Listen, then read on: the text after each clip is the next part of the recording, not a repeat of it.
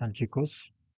En esta ocasión vamos a resolver el primer examen parcial del anterior semestre, del semestre 1 2025, de la materia de microprocesadores.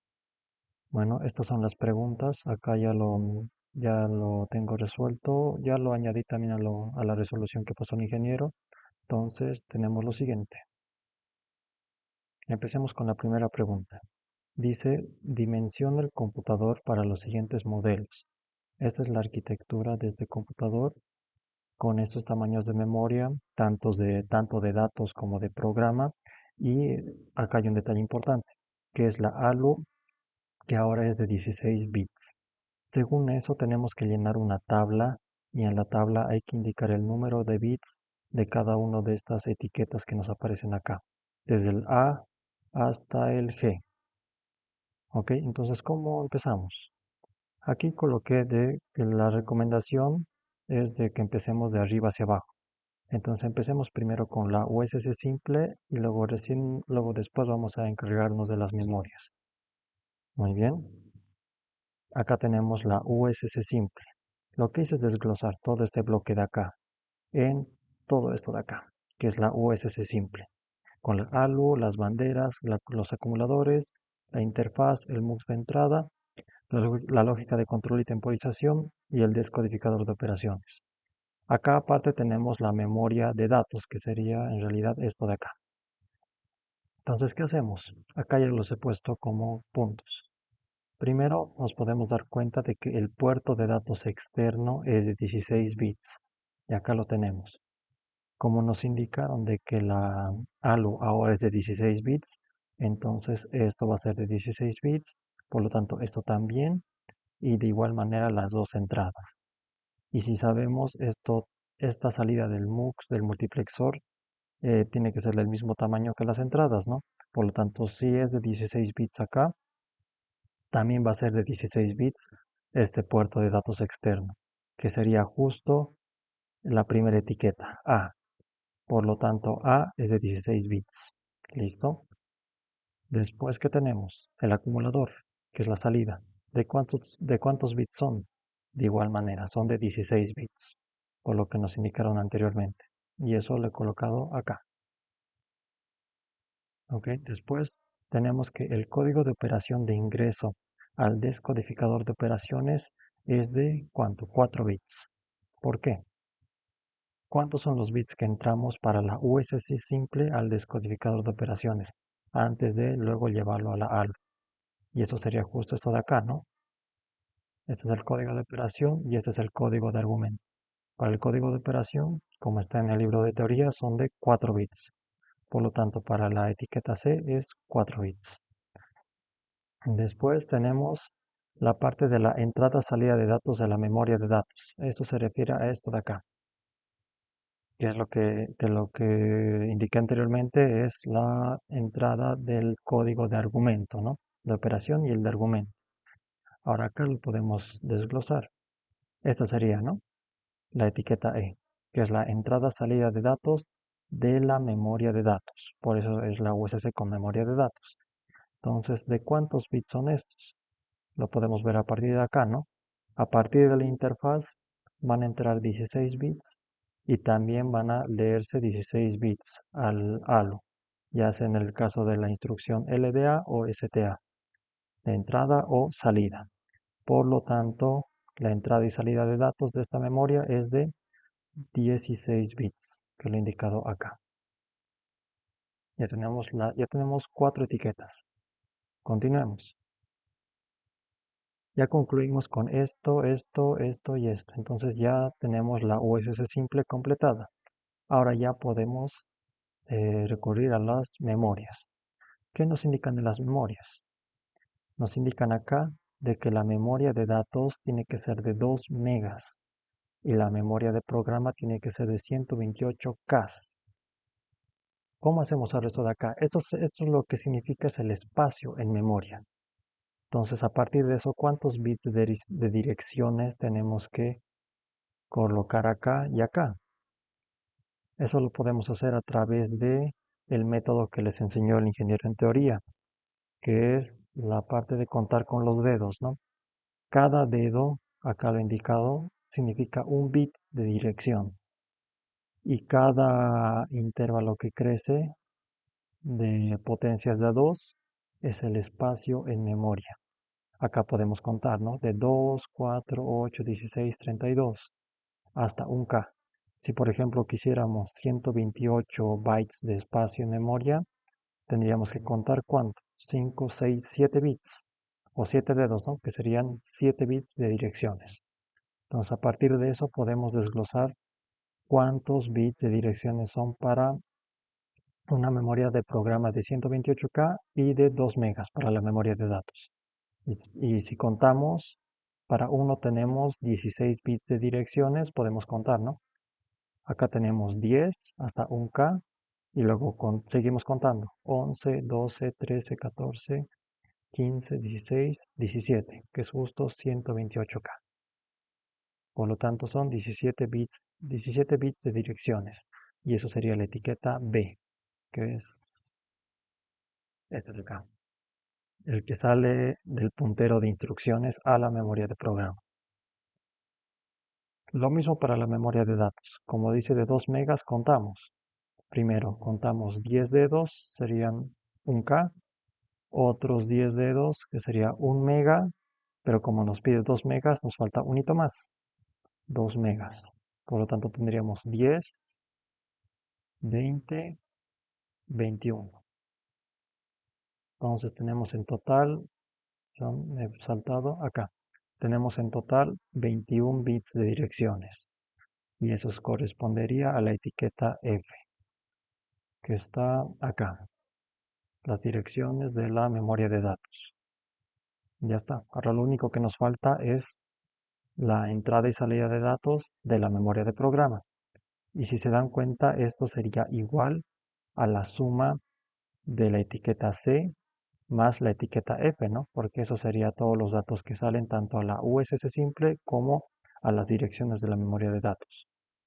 Entonces, si sumamos C más F, 4 más 21, tenemos en total 25 bits, que sería la etiqueta G. Con eso tendríamos todos los tamaños de bits para cada una de las etiquetas. ¿Ok? Eso fue el primer ejercicio. Ahora, ¿cuál es el segundo? Para una USC de 8 bits, diseñe la adición de la nueva instrucción BNZ. BNZ significa brincar si no es 0, es decir, si en el acumulador no está presente el valor de 0. Entonces primero tenemos que diseñar la lógica electrónica, que lo tenemos justo acá, y la palabra de instrucción, ¿no? Para la lógica electrónica tenemos esto, donde esto ya se, ya se mantuvo en el examen, eso quiero creer, y lo que tenemos que añadir es todo lo que está pintado de rojo. Entonces, ¿qué necesitamos para la instrucción BNZ? Para eso tenemos que guiarnos del libro de texto, pero acá también nos podemos dar cuenta. El brincar, si no es 0, significa que va a saltar a otra dirección de la memoria de programa. Nosotros sabemos de que, a ver, lo podemos ver acá en un ejemplo tal vez, o si no en el siguiente ejercicio, ¿no? Que vamos a ver que es un programa, ¿no? En un ejercicio como este, el puntero de instrucciones recorre, ¿no? Entonces en un momento va a resultar de que al momento de saltarse la instrucción BNZ, por ejemplo, va a saltar a otra etiqueta, ¿no? Y saltar a una etiqueta significa saltar a otra dirección de la memoria de programa. Entonces, ¿cómo hacemos para saltar a otra dirección? ¿Cómo modificamos la dirección del puntero de instrucciones? A través de la carga en paralelo. Para eso es importante la carga en paralelo del contador o puntero de instrucciones. Entonces, ¿cómo modificamos la carga en paralelo? Acá ya tenemos los datos, ¿no? Primero, en el código de operación se tiene que poner la operación del BNZ, que sería esta palabra, ¿no? Que en un momento lo vamos a descifrar. Y después el código de argumento es la dirección, directamente la dirección a la que va a enviarse o a trasladarse en la memoria de programa. Por eso el código de argumento directamente se conecta con la carga en paralelo. Acá se pone la dirección a la que queremos saltar. Entonces, ¿qué más tenemos acá? Este load es el habilitador de la carga en paralelo. ¿Cuándo lo vamos a habilitar? Cuando esté habilitado la instrucción BNZ, que lo tenemos acá. Ahora, este BNZ va a depender de tres variables. La primera obviamente va a ser el reloj, porque queremos de que sea sincrónico, ¿no? De que después de que se dé el clock, cambie la siguiente instrucción y por lo tanto cambie y salte a la dirección requerida. Después, la segunda variable es la bandera Z. Como sabemos, la bandera Z indica el valor lógico de 1 cuando tenemos 0 en el acumulador. Y por lo contrario, tenemos el valor de 0 cuando no hay un elemento, no hay el valor de 0 en el acumulador. Entonces, por esa razón, aquí está un poco mal, le he puesto la compuerta NOT, que debería estar un poco más a la derecha, ¿no? Fue un error de conversión a PDF. Entonces, de todos modos, en el momento en el que no esté presente el valor de 0 en el acumulador, Z va a mandar una señal de 0 lógico y por la compuerta NOT se convierte en 1 y lo va a habilitar únicamente cuando no exista el valor de 0 en el acumulador para la instrucción BNZ. Por último, la tercera variable de la que depende es la señal de control que sale del descodificador, ¿no? Que en este caso lo puso como S18. Puede ser cualquier bit, ¿no? Depende de la propia arquitectura. Y ahí lo que tienen que hacer es añadir un bit nuevo que se incorpora para esta nueva instrucción. Entonces, en el momento que en el código de operación se mande la instrucción BNZ, esto lo va a descodificar y el S18 va a transformarse a 1 lógico, que va a ser el habilitador para que opere esta instrucción BNZ. Entonces, todo esto lo ponemos en una compuerta AND, porque todo depende del valor de 1 lógico de los tres casos, y eso se lo conecta a la carga en paralelo. Ahora acá tenemos un OR. Este OR está presente debido a otras instrucciones, además del BNZ, como el BRC, el brinco cuando el acarreo está en 1, o también el brinco incondicional cuando queremos directamente pasar a otra dirección. Eso también lo podemos ver en el capítulo del libro que está justo acá. Acá más abajo tenemos justo la instrucción para BRC, brinco cuando el acarreo sea 1. Y es lo mismo, ¿no? Es igual a una compuerta AND que se coloca como al habilitador de la carga en paralelo. Por otra parte tenemos el brinco incondicional, que sería esto de acá abajo. Acá. Para el BRI. Acá está. Para el BRI solo va a depender de dos variables, ¿no? El bit de control y el clock. Ok. Después, ¿qué más tenemos? Todo esto, como la carga en paralelo puede depender o de esta instrucción, o de esta instrucción, o de esta instrucción, entonces esa es la razón por la que se coloca un OR en la entrada del habilitador. ¿Ok? Esto sería todo por parte de la lógica electrónica. Ahora, pasando a la parte de la palabra de instrucción, tenemos lo siguiente.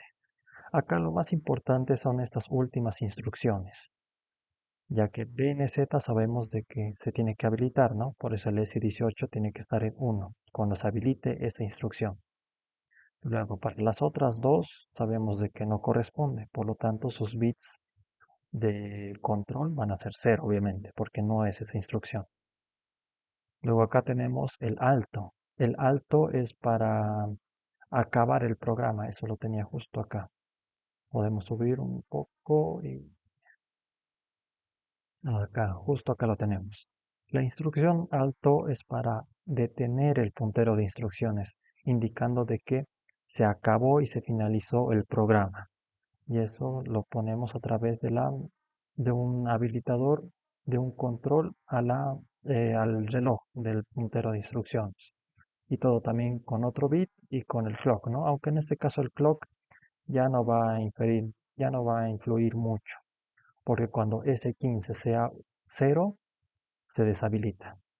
Pero como en nuestro caso no estamos en la instrucción alto, este valor de S15 tiene que permanecer en 1 para que así no se detenga el puntero. Esa es la razón por la que el bit de alto está en 1. ¿Ok?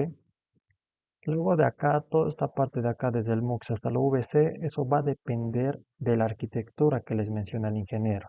Puede ser de la USS simple que tenemos acá, o puede ser de la USS expandida o de cualquier arquitectura. En este caso, al parecer, es una nueva arquitectura, ya que tiene 5 bits de entrada de control a la VC y más bits para las demás etapas. Acá depende, ¿no?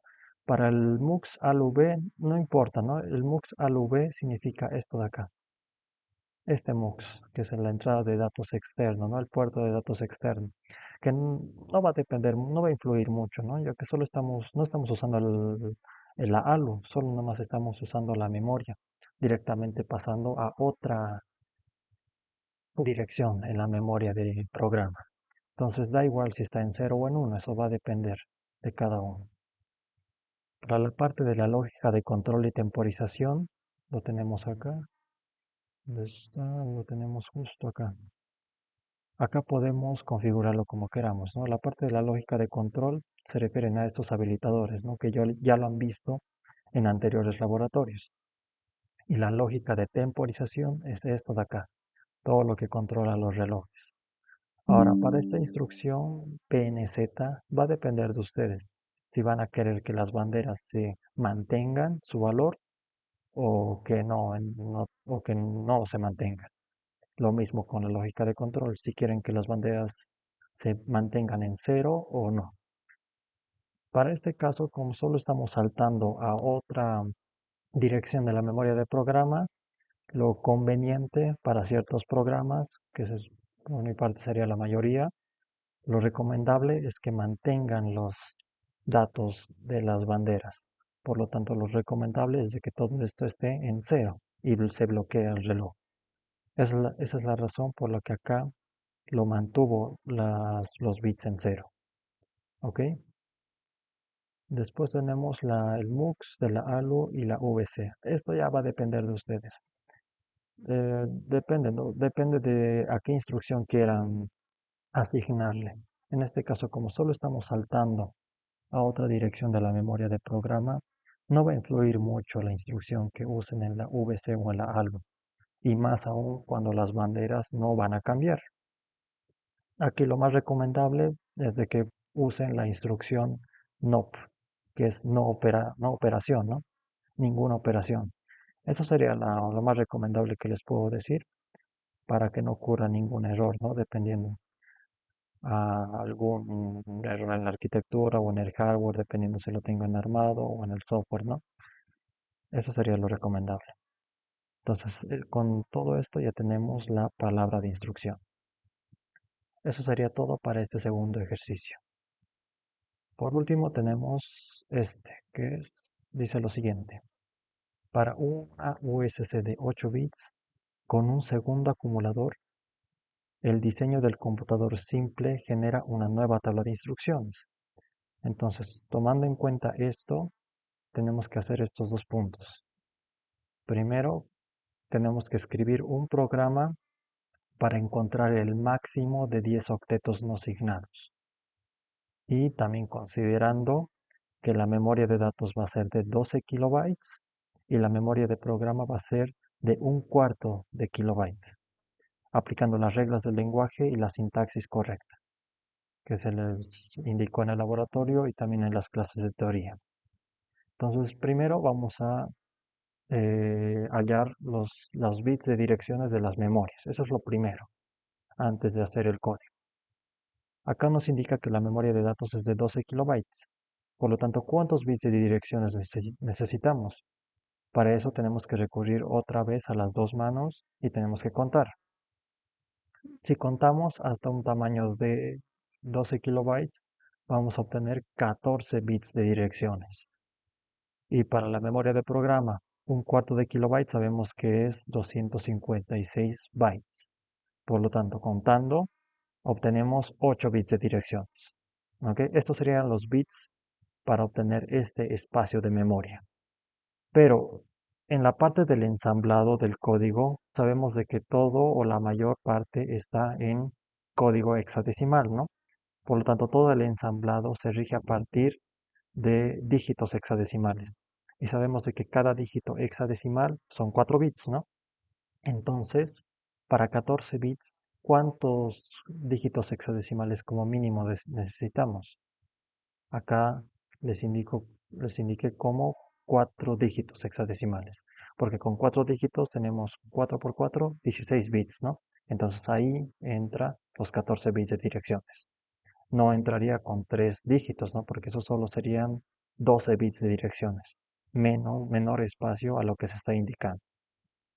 Entonces, a partir de ahora, vamos a usar en el ensamblado, en el código, 4 dígitos hexadecimales. Para la memoria de programa, lo propio. Pero en este caso, como ya tenemos justo el valor de 8 bits, basta con solo 2 dígitos hexadecimales, porque 2 por 4 es 8. Entonces, eso es lo que tenemos para la memoria de datos y de programa. Y acá ya tenemos el código. Para el código tenemos la parte del segmento de datos y el segmento de código, ¿no? Como hemos aprendido. Acá no se tienen que olvidar que en la parte izquierda está todo el código ensamblado en hexadecimal. Como hemos dicho que la memoria de datos vamos a recurrir a 4 dígitos hexadecimales, acá tenemos 4 dígitos hexadecimales, que son las direcciones de la memoria de datos. Y acá es donde vamos a poner todos los datos que vamos a requerir, que en este caso tenemos en la variable max, que es el máximo de los 10 datos, que nos indica el ejercicio, y lo propio, los 10 datos que vamos a comparar. Todo de la dirección 0 a la dirección A. ¿Ok? Esto sería todo para el segmento de datos.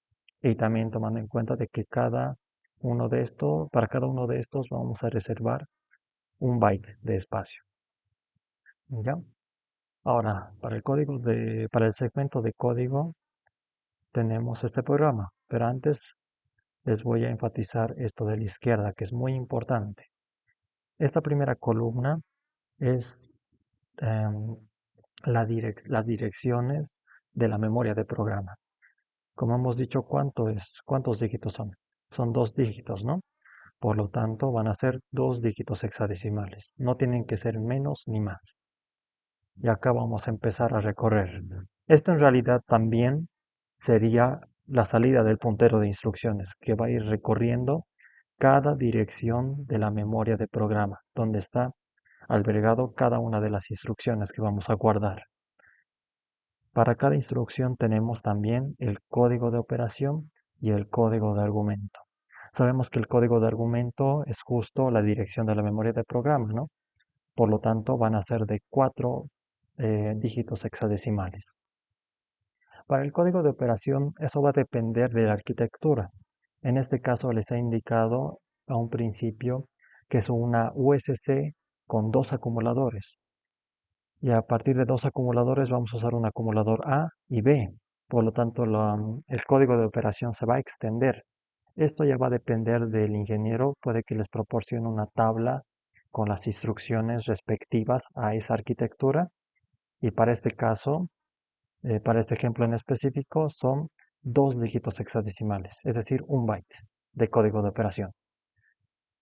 Con todo esto tenemos ya la palabra de la memoria de programa.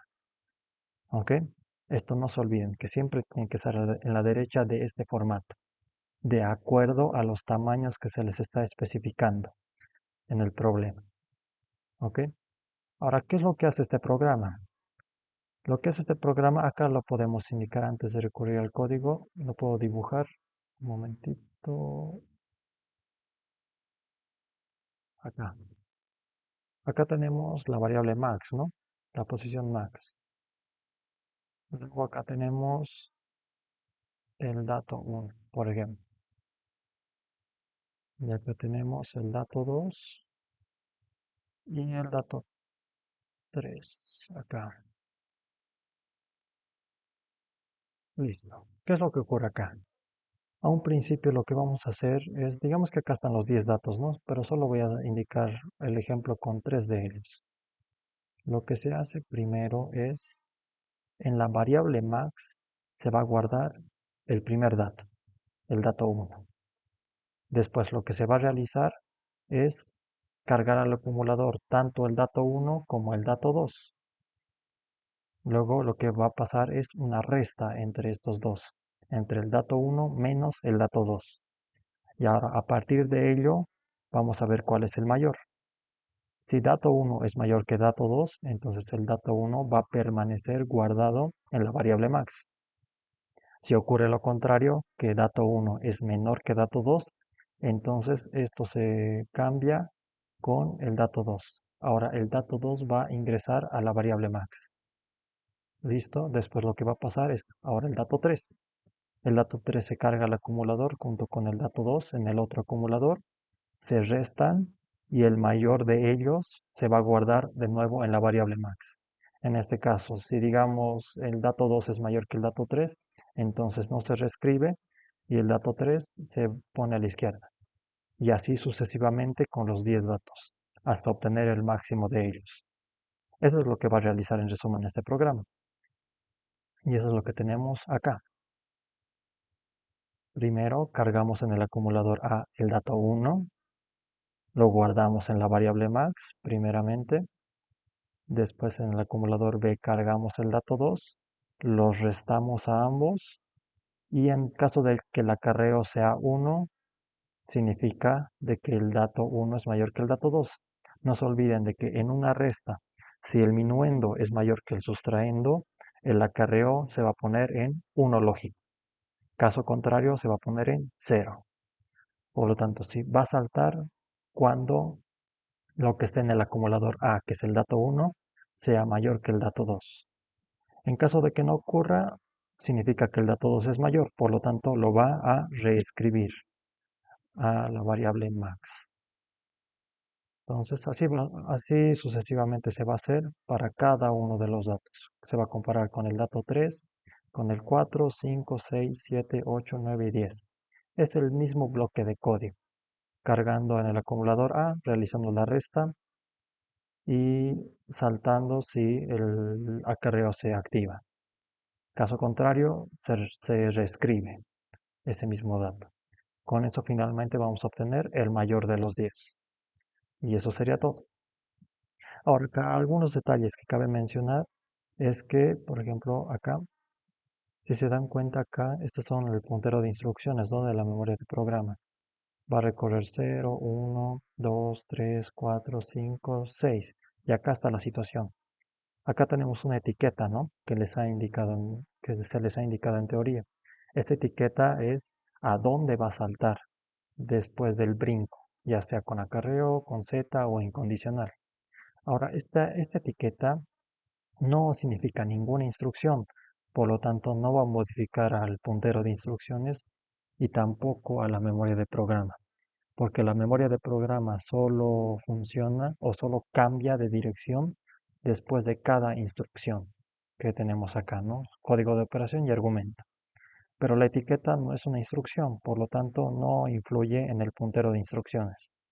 Esa es la razón por la que acá se mantiene el valor de 6, hasta en el momento de que ocurra la siguiente instrucción, y de ahí recién cambie al siguiente valor, 7. Eso mismo va a ocurrir con cada una de las etiquetas. Acá, acá y acá. Y no se olviden de que justo al final tenemos la instrucción ALT, que es lo que les expliqué anteriormente, ¿no? Que indica que es el final del programa. Y en ese momento se va a bloquear el puntero de instrucciones y va a dejar de avanzar. Y ese va a ser el final. Punto fin.